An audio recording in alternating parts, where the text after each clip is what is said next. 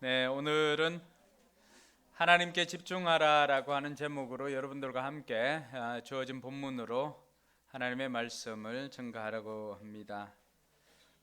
우리가 잘 알고 있는 뉴턴이 어느 날 실험에 몰두하다가 배가 고팠습니다. 그래서 달걀을 좀 삶아 먹으려고 달걀을 넣고 냄비에 뚜껑을 닫고 달걀을 삶았습니다. 한참을 이제 삶고 이제 어느 정도 삶혔겠지 생각하고 냄비 뚜껑을 열어보니까 거기에는 달걀이 있는 것이 아니라 시계가 들어 있었습니다. 실험에 집중한 나머지 달걀을 넣는다는 것을 그만 시계를 넣었습니다. 그만큼 이 뉴턴은 한 곳에 집중을 하면은 다른 것에는 거의 신경을 쓰지 못했던 것 같습니다. 저는 이 이야기를 이렇게 보고는 냄비에 시계를 넣는 것이 제가 아닌 것이 얼마나 다행인 줄 몰랐습니다. 제가 이렇게 했다면 난리가 났을 건데 그래도 뉴턴이라서 그냥 쉽게 이야기를 할 수가 있습니다. 뉴턴은 그러한 집중력을 가지고 여러 가지 것들을 발명을 하게 되었습니다. 집중을 하면은 많은 에너지가 발생을 합니다. 우리가 사람들을 모아도 우리가 2002년 때 월드컵 응원할 때도 마찬가지였죠. 사람들이 한 곳에 모이니까 굉장한 힘을 발휘했습니다.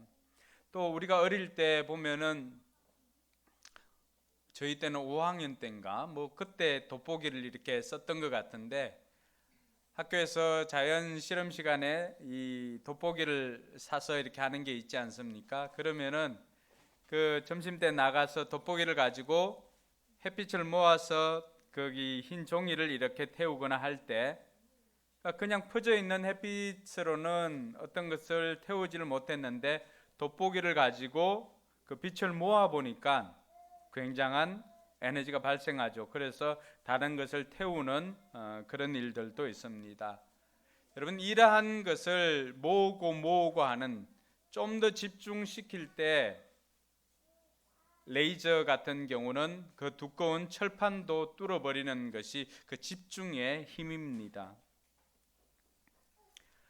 바울 사도도 고린도전서 1장 10절에 보면은 이 하나됨의 힘을 우리에게 가르쳐 주고 있는데 주님께서 구원할 때 너희가 모두가 같은 말을 하고 같은 마음과 같은 뜻으로 온전히 합하라고 그렇게 이야기를 합니다.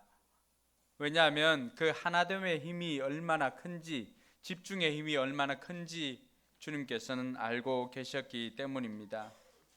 우리 또한 마찬가지입니다. 우리의 시선을 하나님께 돌리고 우리가 하나님께 집중하면은 우리 인생에도 놀라운 기적이 일어납니다. 교회 이름을 지을 때도 물론 집사람과 함께 목적이 이끄는 교회라고 하는 책을 읽으면서 교회가 해야 될 일이 무엇일까 그걸 보면서 처음에는 예배, 교제, 섬김, 전도, 훈련 이 5가지를 교회가 해야 되는 것이구나 깨달았습니다. 그래서 이 하나하나들을 영문 이니셜을 이렇게 따다 보니까 거기에서 포커스가 나왔습니다. F는 펠로십, 그러니까 친교, 교제하는 공동체입니다.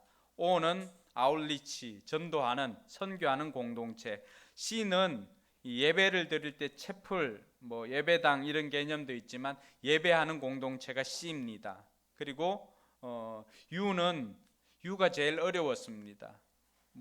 제자 훈련이나 이런 게 돼야 되는데 U를 가지고 고민을 했는데 마침 undergo training.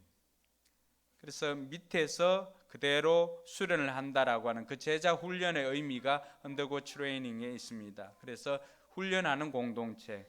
나머지 S는 서비스, 섬기는 공동체. 이렇게 해서 포커스가 나왔습니다. FOCUS, 포커스가 나왔는데 이러한 것들은 교회가 앞으로 해야 될 일들에 대해서 이야기를 하고 있지만 제가 더 바랬던 것은 하나님께 집중하는 거였습니다. 왜냐하면 우리가 하나님께 집중하면 하나님께서도 우리를 집중해 줄 것이라고 하는 기대가 있었습니다. 성경에 보니까 많은 이들이 하나님께 집중한 이야기가 나오는데 대부분이 힘들고 어려울 때였어요.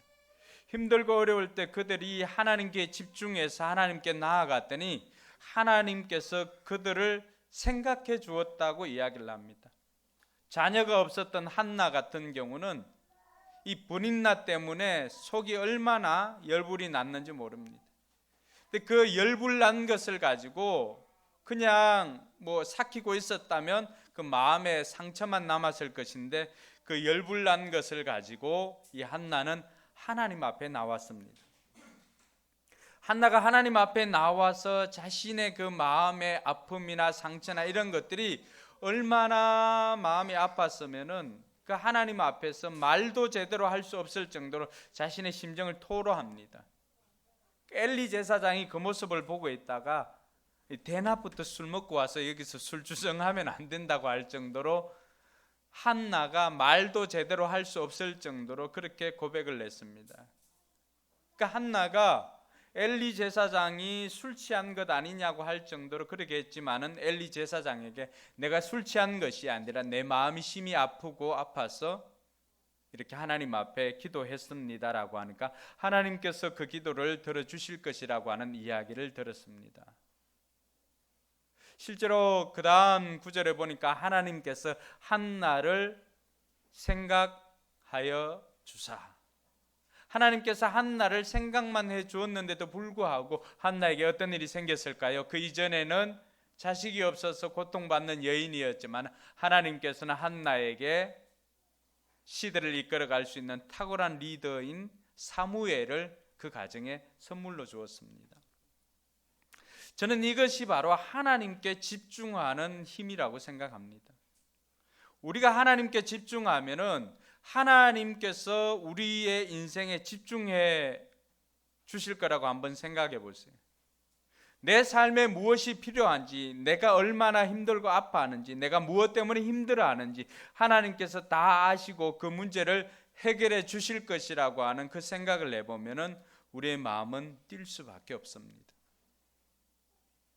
근데 많은 사람들이 하나님께 집중하지를 못하다 보니까 햇볕이 그냥 이렇게 분산되어져 있을 때 그냥 따뜻하네, 좋네 이런 느낌만 듭니다.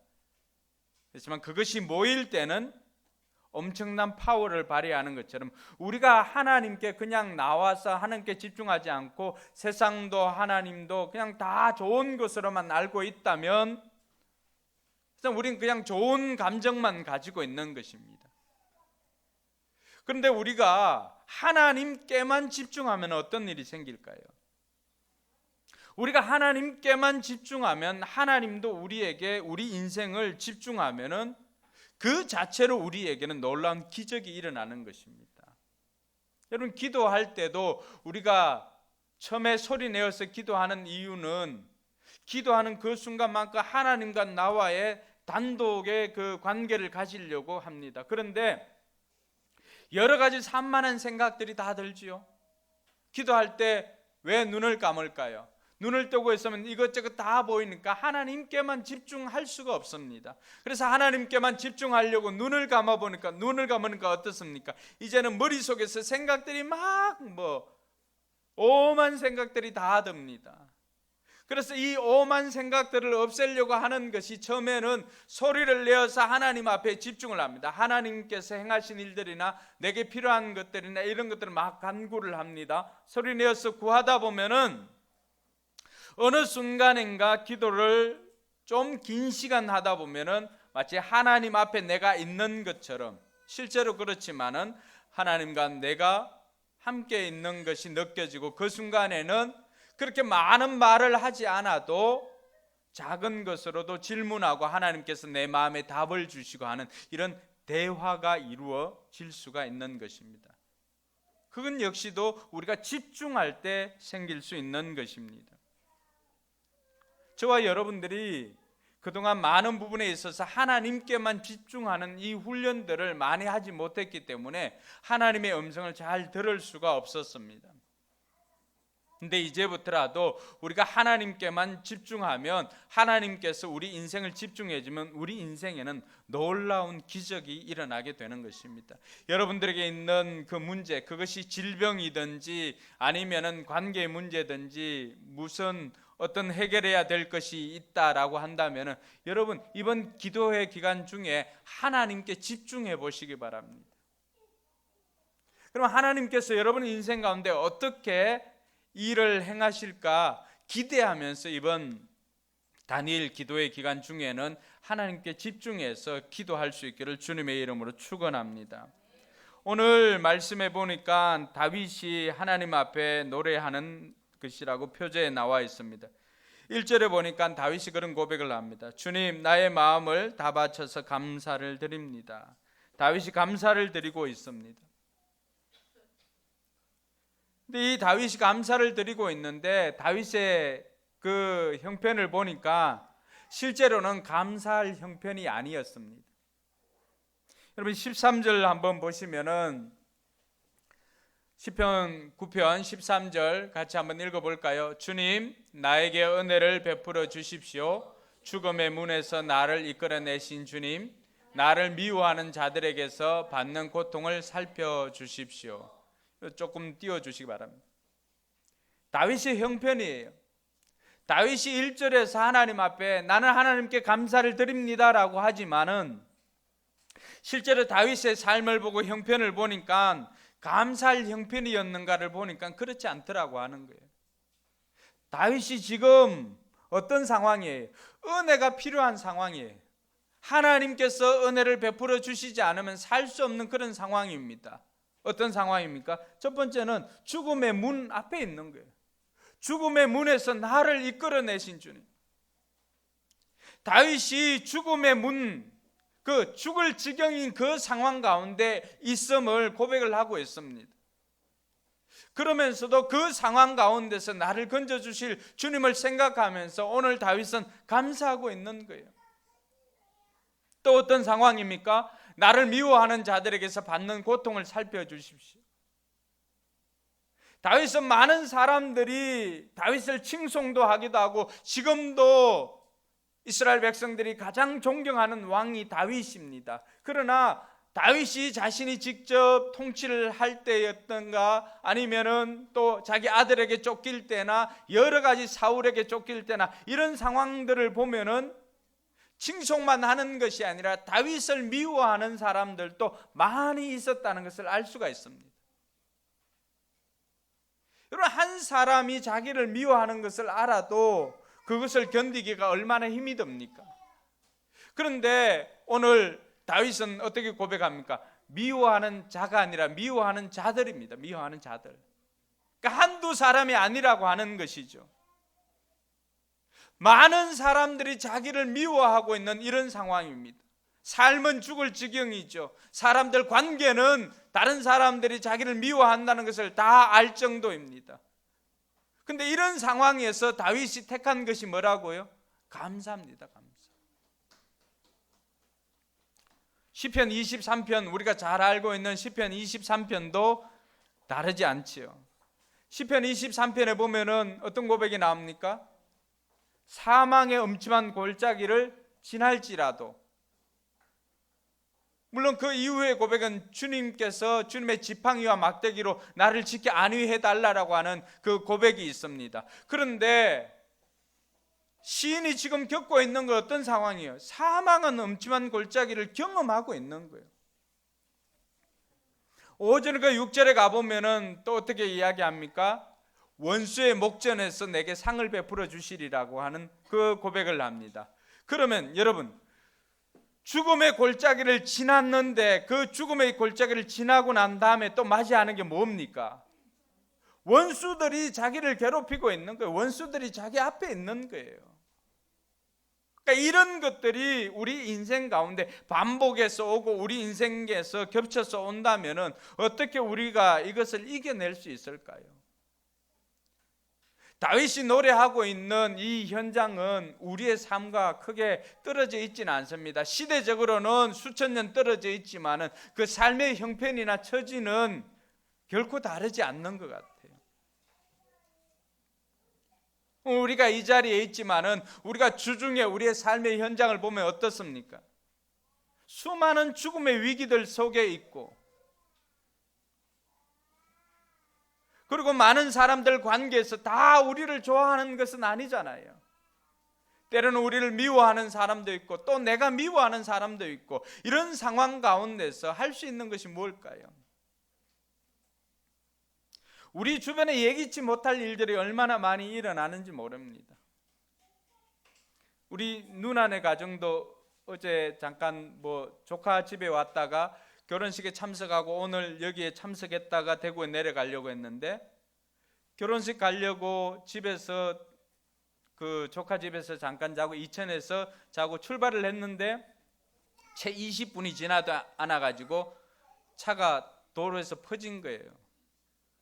이전에 한 번도 고장도 없었는데 브레이크가 말을 듣지 않고, 그래서 갓길로 겨우 피해 가지고 시동을 끄고 했는데 더 이상 이제 걸리질 않고 보험회사 연락해서 견인차 불러가지고 하는데 카센터 갔는데도 오늘 중으로 고칠 수 있을지도 모르겠다라고 하는 이야기를 듣습니다. 그러니까 우리 인생에는 내가 계획한 것과는 전혀 다른 방향으로 움직일 때가 너무나 많이 있습니다. 그럴 때 뭘 하시겠습니까? 다윗이 오늘 우리에게 가르쳐주고 있는 것은, 형편을 보면은 감사가 나오지 않는 상황이지만 다윗은 그러나 이런 사망의 문, 그리고 미워하는 자들에게 받는 고통이 있는 그 순간에도 다윗이 어떤 반응을 보입니까? 1절에 보니까 하나님 앞에 감사하는 거예요. 감사하는 거. 감사야말로 우리 인생 가운데서 믿음의 사람들이 믿지 않는 사람들과 다르게 살 수 있는 너무나 중요한 무기가 바로 감사인 것 같아요. 우리의 삶이 무너졌을 때도, 많은 사람들이 삶이 무너진 그 자리에서 다시 일어나기란 굉장히 힘듭니다. 그런데 그 무너진 자리, 넘어진 자리에서 우리를 일어나게 하는 힘은 바로 감사와 용서입니다.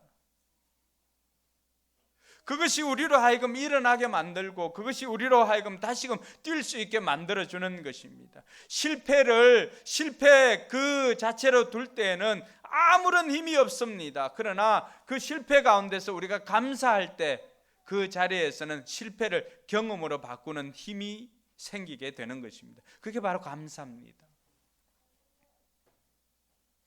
저와 여러분들에게 생길 수 있는 수많은 상황 가운데서 감사는 우리의 의지적인 결단으로 하는 것입니다. 오늘 다윗이 우리에게 보여주었던 것도 바로 그것입니다. 다윗이 이렇게 열악한 환경 가운데서 또 죽을 지경인 상황 가운데서 감사할 수 있었던 것이 무엇이었을까요? 그것이 바로 하나님께 집중한 것입니다. 하나님 때문에 감사합니다. 하나님 때문에. 우리가 잘 알고 있는 하박국의 고백도 다르지 않습니다. 하박국의 고백 다 알지 않습니까? 무화과 나무 과일이 없고, 포도나무 열매가 없고, 또 밭에서 거둘 것이 없고, 우리의 양떼가 없고, 외양간에 송아지가 없어도 하박국 선지자는 뭐 한다고 그랬습니까? 난 하나님으로 인해서, 난 여호와로 인해서 즐거워하고 기뻐하고 감사하겠다고 고백하고 있는 것입니다. 할렐루야. 오늘 다윗이나 하박국이나 이런 사람들의 고백을 보면은 조건 때문에 하는 감사가 아닙니다. 세상 사람들이 할 수 있는 것은 조건 때문에 감사하지만 우리는 조건이 아니라 하나님 때문에 감사하는 저와 여러분들이 되길 주님의 이름을 축원합니다. 그래서 바울 사도를 통해서 바울 사도가 우리에게 가르쳐 준 것이 무엇입니까? 항상 기뻐하라, 쉬지 말고 기도하라, 범사에. 여러분, 범사에 감사할 수 있으려면은, 조건 때문에 감사하면은 범사에 감사할 수 있겠습니까? 아니에요. 조건은 언제든지, 엄마는 뒤에 있고, 조건은 언제든지 좋을 때도 있지만 좋지 않을 때도 있습니다. 윤 목사님, 조건이 영어로 뭐죠? 네, 여러분, 컨디션은, 목부님, 축구할 때 컨디션 좋을 때도 있죠, 안 좋을 때도 있죠. 네. 발목은 괜찮나요? 컨디션이 좀 좋아졌네, 그죠? 이렇습니다. 우리가 살아갈 때 컨디션은 좋을 수도 있고 나쁠 수도 있습니다. 누구에게나 동일하지요. 근데 컨디션만 가지고 우리가 감사를 냈다면 컨디션 좋을 때는 감사하지만 컨디션 나쁠 때는 어떻게 합니까? 그러면은 바울 사도가 우리에게 가르쳐준 범사에 감사하라, 이는 그리스도 예수 안에서 너희를 향하신 하나님의 뜻이라고 했는데, 범사에 감사할 수 없을 때는 우리가 하나님의 뜻을 어기는 것이 아닙니까? 그래서 다윗도 하박국도 바울도 우리에게 가르쳐주는 것은, 믿음의 선배들이, 믿음의 후배들은 우리에게 가르쳐주는 레슨이 뭐냐 하면은 조건이 아니라 하나님 때문에 감사하라는 것입니다. 할렐루야. 추수감사절의 기원도 그것 아닙니까? 신앙의 자유를 찾았던 청교도들이 떠나갔을 때 그들이 조건을 보면 감사할 것들이 어디에 있습니까? 먹을 것이 없고, 배를 타고 떠나갔던 사람들이 거의 절반 이상이나 다 죽음을 경험을 했고 다 죽었고, 남아있는 몇 사람들이 인디언 원주민들에게 가서 씨앗을 빌려와서 심었던 그 소출을 가지고 이것이라도 하나님 앞에 감사했던 것입니다. 컨디션을 보면은, 조건을 보면은 어디 감사할 조건이 되겠습니까? 그런데 이들은 조건이 아니라 하나님 때문에 감사하니까 그 작은 것을 가지고 감사했더니만 하나님께서는 이들을 통해서 뭘 줬습니까? 오늘날 세계 최강국이라고 하는 미국이 이들 때문에 세워지게 된 것입니다. 할렐루야.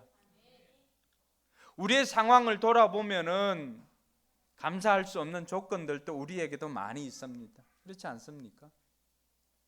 그래서 바울이나 이들이 우리에게 보여주는 것은 감사는 의지적인 결단입니다. 이들이 감사할 수 있었던 게 뭘까요? 그런 나쁜 컨디션 속에서도 이들이 하나님께 감사할 수 있었던 이유는 다른 것 아닙니다. 언제든지 그 컨디션을 바꾸어 줄 능력이 있는 하나님 때문에 감사한 것입니다. 할렐루야. 하나님께 집중할 때 감사할 수가 있는 것입니다. 왜냐하면 그 하나님 조건을 바꾸어 주시는 분이시기 때문입니다. 좋은 것을 주시기를 원하시는 분이기 때문에 그렇습니다. 우리가 하나님께 집중하면은 하나님께서 우리를 돌보십니다. 그러면 우리가 하나님께 집중할 때 뭐가 보일까요? 그 순간에 우리는 하나님의 소원이 무엇인지를 알 수가 있습니다. 우리가 부모님들을 관심 있게 집중해 보거나 우리 자녀들에게 집중해 보면은 우리가 발견하는 것은 그들의 필요입니다. 하나님께서 뭘 원하는지를 알 수가 있는데, 하나님의 소원은 디모데전서 2장 4절에 보니까 모든 사람이 다 구원을 얻고 진리를 알기를 원한다라고 했습니다. 이게 하나님의 소원입니다. 제 어릴 적 꿈은 중국집 사장이었습니다. 네, 몰랐죠? 중1 때 저희 음악 선생님이 중국집 사장을 하면 돈을 많이 번다고 했어요. 목군이 돈 많이 벌었습니까?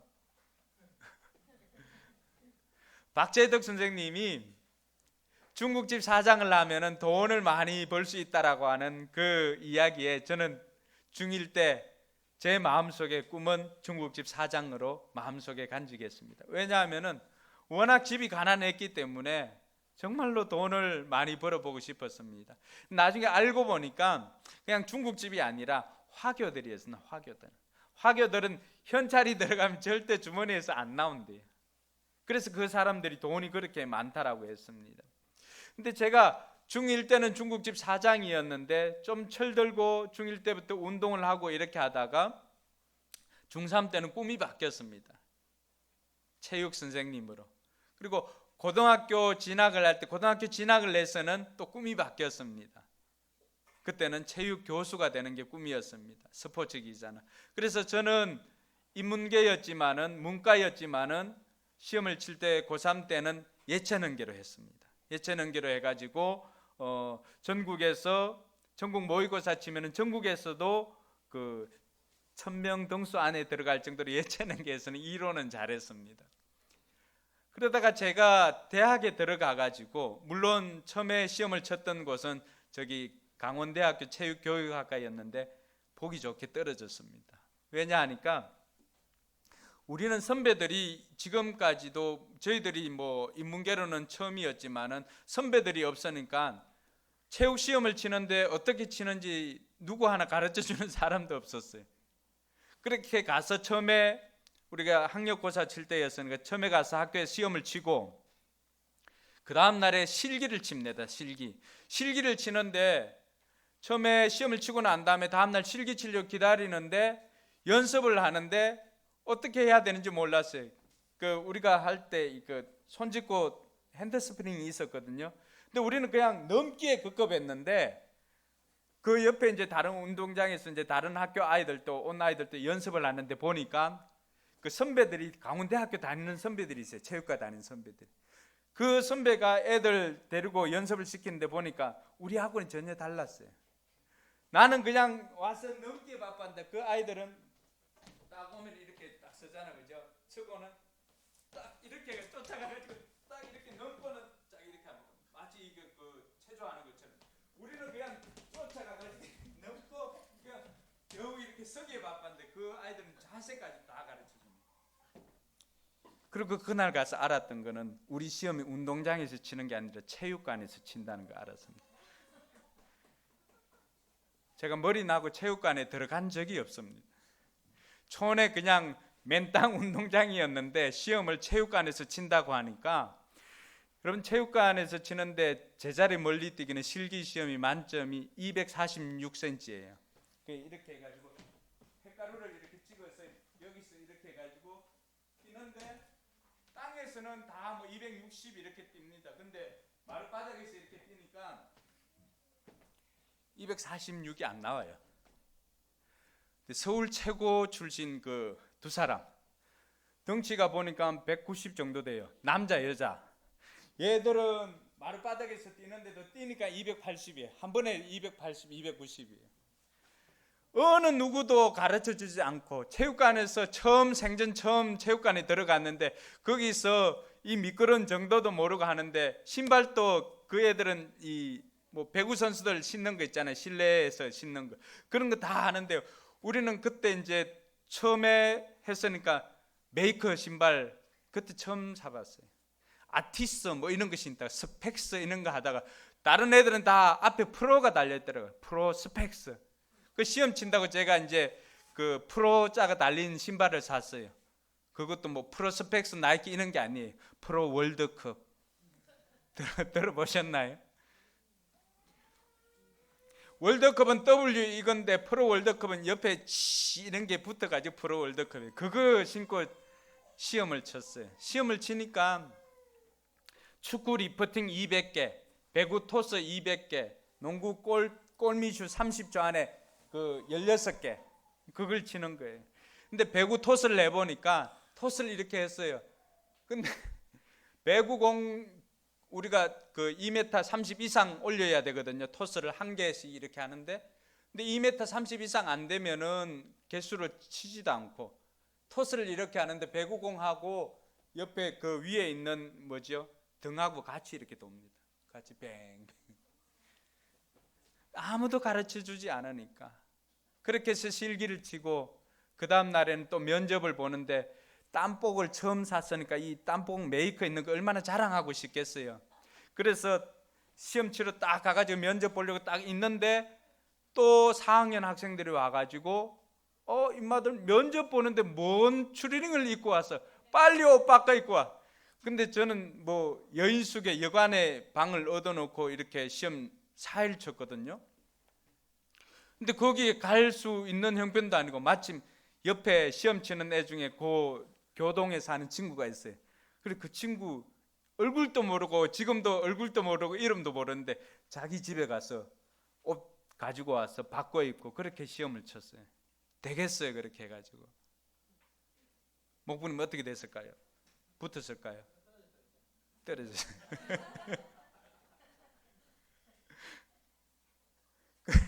그리고는 보건대학에 가가지고 집사람 만나고 난 다음에 집사람이 저한테 성경 공부 그 IBP에서 나온 원투원으로 성경 공부를 시켜줄 때 그 순간에 제가 하나님의 소원을 알게 된 거죠. 제 꿈이 바뀌었어요. 그 순간에 중국집 사장에서 체육 선생님, 스포츠 기자, 체육 교수, 스포츠 기자에서 꿈이 바뀌었는데 그때는 돈 많이 버는 장로님.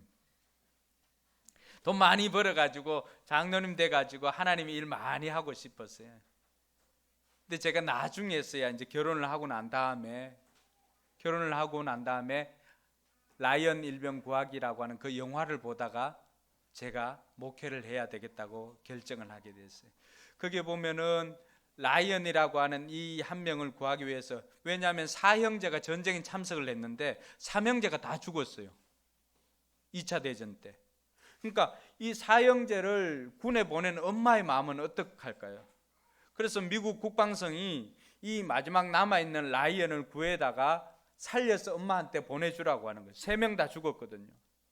엄마는 집에 있다가 창 밖으로 집차가 오는 것만 보면은 엄마는 그대로 주저앉습니다. 왜냐하면 이때까지 3번이나 그렇게 전사 통지서를 이렇게 보내왔거든요. 이 라이언을 구하기 위해서 특공대들이 출동을 합니다. 특공대가 출동해가지고 구해주는데 특공대 대원들도 자기네들이 왜 이 사람을 구해야 되는지를 모릅니다. 그때 톰 행크스가 이 사람을 구해야 되는 이유를 설명해 줍니다. 형제들이 다 죽고 얘만 남았는데 엄마가 얘 하나 보고 있는데 얘는 살려야 되지 않겠는가. 그런데 이 라이언을 구하러 가는 길에 너무나 많은 일들이 일어나요. 그 전쟁터에서 이 사람을 구하기 위해서 자기 동료들이 다 죽어갑니다. 마지막에 라이언을 찾아가지고 구해주는데 그때도 다 요 다리만 지나면 저기 연합군이 있는 곳이에요. 그래서 지나가다 비행기 폭격을 맞고 또 이미 총을 맞고 해가지고 캡틴이었던 톰 행크스가 다리에서 죽어갑니다. 그러면서 라이언에게 부탁을 해요. 우리 죽음이 헛되지 않도록 값지게 살아달라고 이 부탁을 합니다.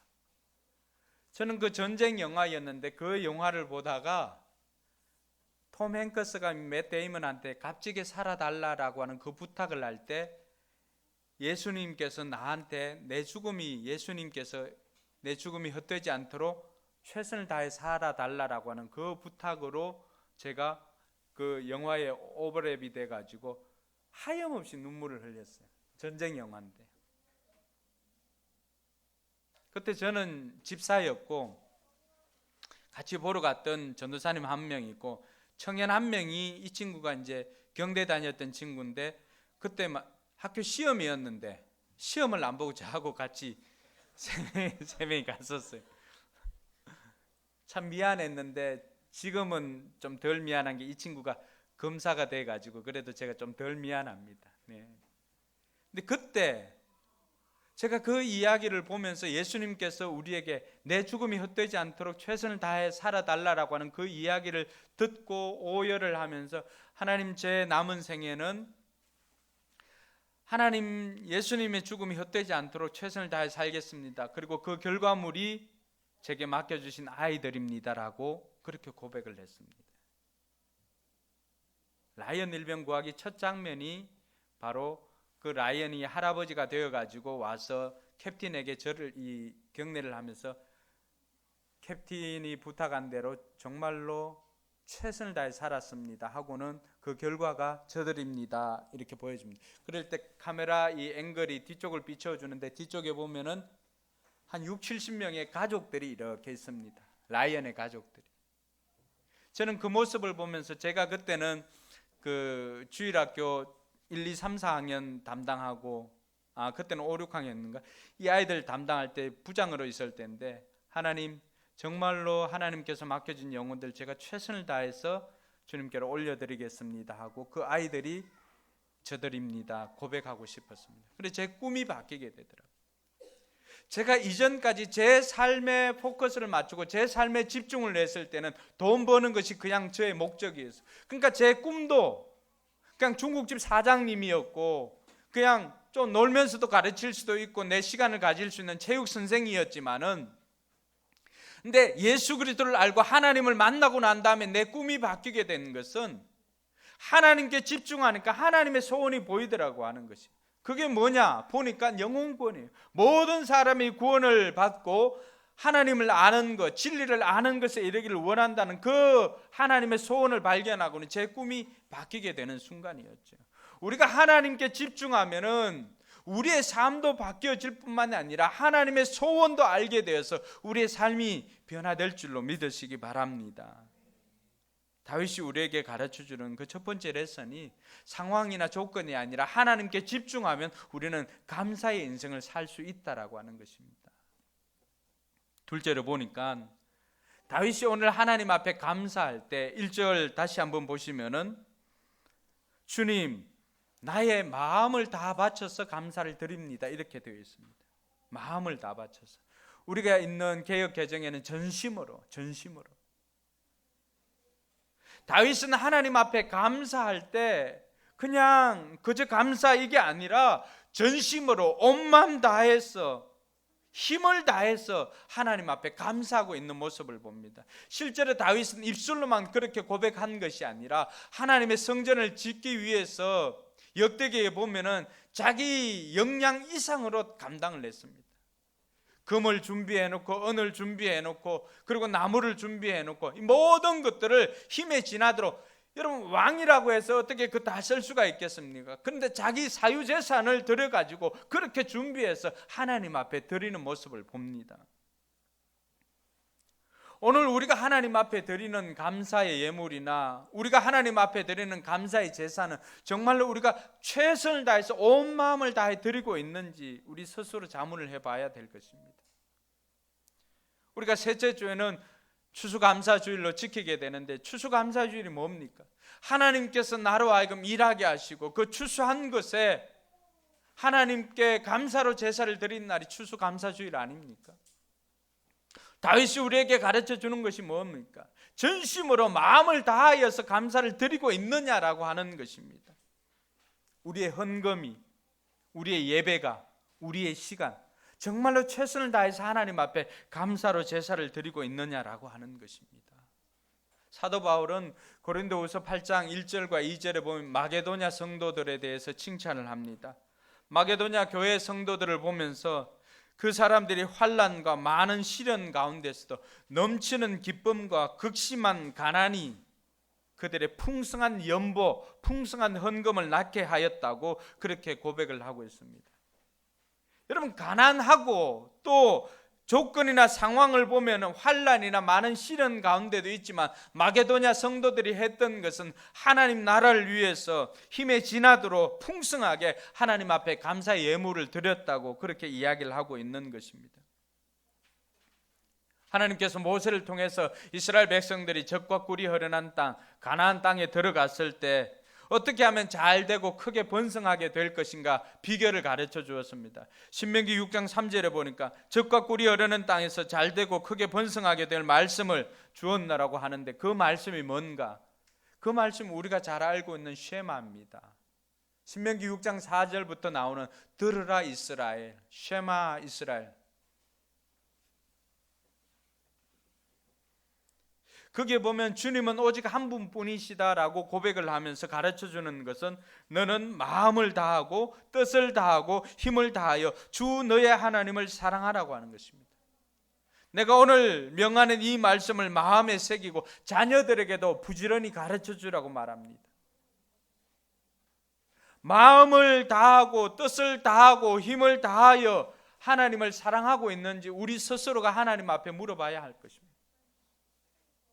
하나님께서 우리에게 기대하는 것은 우리가 전심을 다해서 하나님 앞에 나아가는 것입니다. 오늘 다윗도 마음을 다 바쳐서 하나님 앞에 나아가는 것이고 정말로 우리의 예배가 힘을 다해서 하나님을 사랑하고 있는지 마음과 뜻을 다해서 하나님을 사랑하고 있는지 우리의 예물이 마음과 힘과 뜻을 다해서 하나님 앞에 드리고 있는지 우리의 시간이 마음과 힘과 뜻을 다해서 하나님 앞에 드리고 있는지 우리 스스로에게 물어봐야 할 것입니다. 이번 추수감사주일 때는 정말 우리 마음을 다해서 힘을 다해서 또 뜻과 정성을 다하여서 하나님 앞에 귀한 감사 예물을 드릴 수 있는 저와 여러분들이 되기를 주님의 이름으로 축원합니다.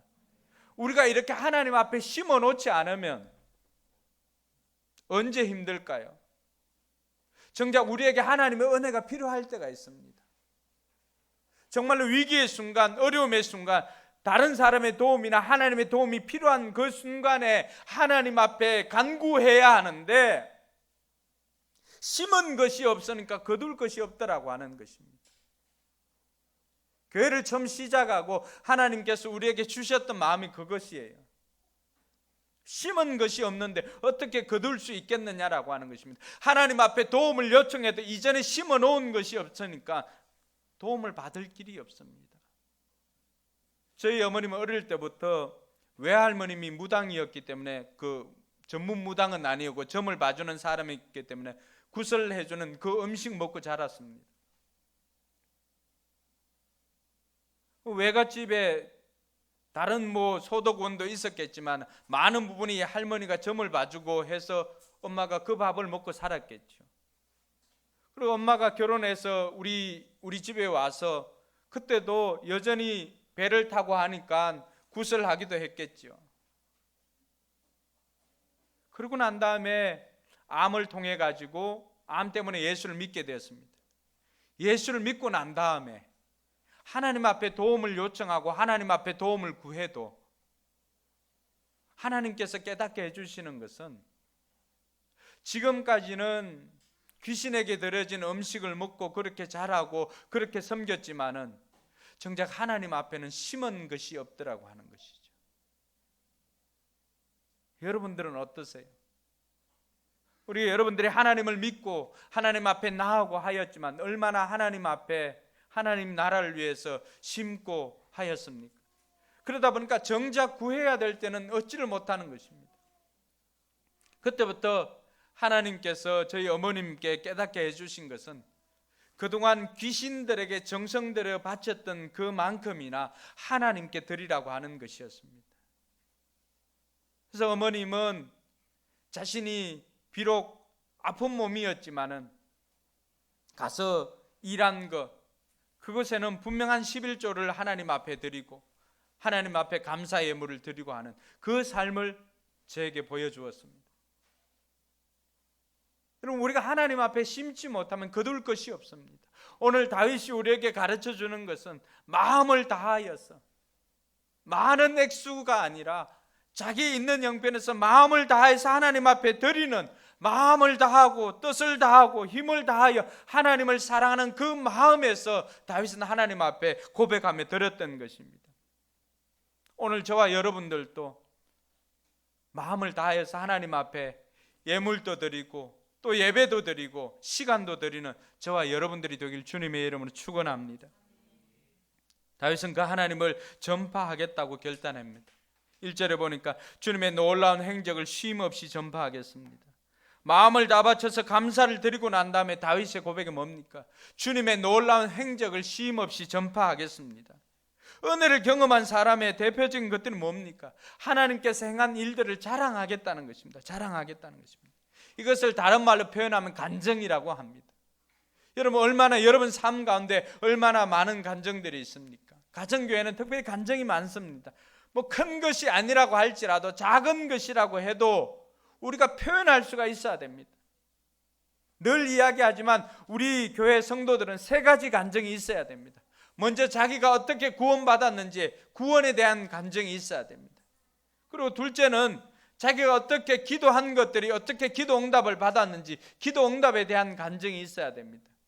그리고 마지막으로는 자기를 통해서 구원받은 영혼들이 있느냐라고 하는 영혼 구원의 간증이 있어야 됩니다. 여러분, VIP를 위해서 얼마나 애를 쓰고 얼마나 울고 있습니까? 여러분, 얼마나 섬기고 있습니까? VIP 한 사람 교회를 나오는 것이 쉬운 일이 아닙니다. 쉬운 일이 아닙니다. 오늘 목자 멘토링 할 때도 한 집사님 고백이 그겁니다. 이게 쉬운 게 아니라고, 쉬운 게 아니라고. 한 영혼을 품고 그 영혼을 주님께로 인도하는 것이 쉬운 일이 아니라고 하는 것이 현장에 있어 보니까 경험이 되어지는 것입니다. 여러분, 한 사람 주님께 돌아오는 것이 쉽습니까? 쉽지 않습니다.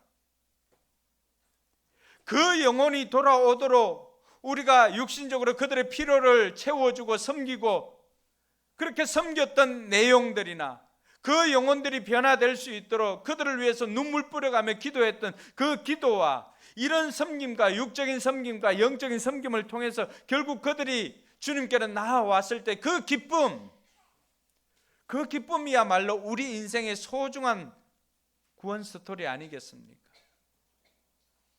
하나님 앞에 가서도 너 뭐하다 왔냐라고 했을 때 하나님 제가 이 영혼을 위해서 이렇게 섬기다가 이 영혼 구원해서 하나님의 자녀로 세웠습니다 하는 그러한 하나님 앞에 가서 할 말이 있는 인생이 되기를 주님의 이름으로 축원합니다. 최소한 우리 교회에는 이런 간증들이 있어야 됩니다.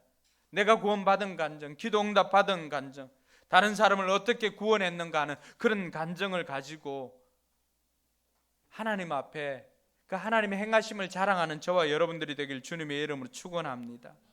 오늘 다윗은 환경 때문도 아니고 주님 때문에 기뻐하고 즐거운 노래를 불렀다고 2절에 고백을 하고 있습니다. 다윗이 그렇게 환경이 아니라 주님 때문에 하나님 때문에 고백할 수 있었던 것은 그 하나님이 어떤 하나님인가를 알았기 때문입니다. 먼저는 4절에 보니까 공정하고 정직한 판결을 내리시는 분이라고 하는 것을 알았습니다. 주님은 공정한 재판장이기 때문에 우리에게 억울한 일이 생기지 않습니다. 보좌에 앉아서 정확한 판결을 내려주십니다. 그런데 하나님께서 내가 어떤 일을 행했는지를 하나님 다 아십니다. 사람들은 몰라주니까 우리가 섭섭할 때가 있잖아, 그렇죠? 여러분들이 이름 없이 섬기고 했던 것, 다른 사람들이 조금만 알아줘도, 여러분들이 얼마나 힘드는지 조금만 알아줘도 우리는 극단의 선택을 하지 않습니다. 너 힘들구나, 정말 힘들었구나, 그 한마디만 해줘도 많은 부분 우리는 이겨낼 수가 있습니다. 그거는 남편이나 아내나 다르지 않습니다. 아내에게도 당신 정말 힘들었겠네, 그 한마디, 아내가 모든 우리는 남자들은 아내들이 무슨 문제를 이야기를 하면은 우리는 뭘 해결해 주어야 되는 것으로 알고 해결할 수가 없으니까 짜증을 냅니다. 어쩌라고? 내보고 어쩌라고 그 이야기 하라고 한 것이 아니라 당신 많이 힘들었지, 그 이야기를 듣고 싶은 거예요. 이 바보 아저씨들 알겠어요? 남편들이 아내에게 한번 이야기해 주세요. 당신 많이 힘들었지?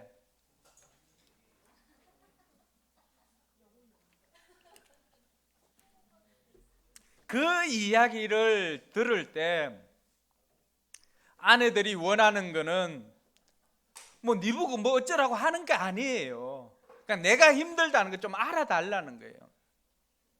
아는 사람 맞아요?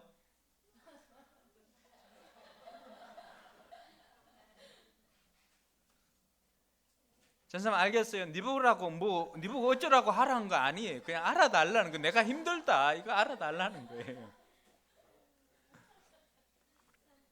남편도 마찬가지죠. 남편이 회사에 있었던 이야기를 하면은 뭐 다른 게 아니잖아요. 남편이 듣고 싶은 것은 야, 정말 힘들고 그런 조건 상황이나 이런 것에서도 당신 정말 수고한다, 그 이야기 듣고 싶은 거예요. 물론 거기에다가 좋은 반찬 이렇게 좀 해주면은 좋겠지만 그것 없어도 남편들이 듣고 싶은 것은 당신 진짜 수고하네요, 그 이야기 듣고 싶은 거예요. 옆에 아내가 있으면 남편에게 그렇게 좀 이야기해 주세요. 당신 정말 수고하네요.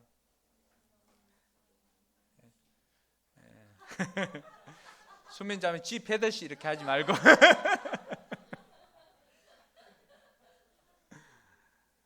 사람들은 몰라줘서 섭섭할 때도 있지만 우리 하나님께서는 다 아신다는 거예요. 공정하신 하나님. 그 하나님 때문에 다윗은 지금 죽을 지경인 상황이었고 미워하는 사람들이 있어도 하나님 때문에 힘을 다해서 하나님 앞에 감사할 수가 있었던 것입니다. 할렐루야. 둘째로는 그 하나님은 9절에 보니까 억울한 자들이 피할 요새라고 이야기를 합니다. 우리가 살면서 많은 억울한 일들을 겪을 수가 있습니다. 그 억울한 일을 겪을 때 남들이 못 알아주고 또 오해를 할 때 하나님께 피하면은 사람들은 몰라주지만 하나님은 다 알아주신다는 거예요. 때로는 나와 함께 있는 이도 내 본심을 다 몰라져서 억울할 때도 있지만, 그러나 그 마음 가지고 섭섭해하지 말고 그 마음 가지고 하나님 앞에 나와서, 하나님, 억울한 자의 요새가 되시는 하나님, 내가 이런 일을 당했습니다. 하나님 해결해 주세요. 그래서 내 마음에 그런 쓰레기들이 남지 않도록 해주세요. 요청하면 하나님께서는 들으시는 줄 믿으시기 바랍니다. 9절에 더 살펴보니까 하나님은 고난받을 때 우리가 피할 견고한 성이라고 이야기를 합니다. 힘들고 어려울 때 사람도 외면하지만은 정말 피하고 싶을 때가 있잖아, 그지요? 이 위기만 극복하면 되는데 그 위기를 극복할 힘이 내 안에 없을 때, 목장 식구들의 힘든 상황을 내가 해결해 줄 수가 없을 때 그 무력감, 성도들의 힘들어하는 그 상황을 다 알고도 목사인 제가 어떻게 도와줄 수 없을 때 그 무력감, 사람들은 외면하고 몰라주지만 우리 하나님께 나아가면 하나님께는 우리를 감싸주시고 또 우리의 도움이 되어 주신다는 사실입니다.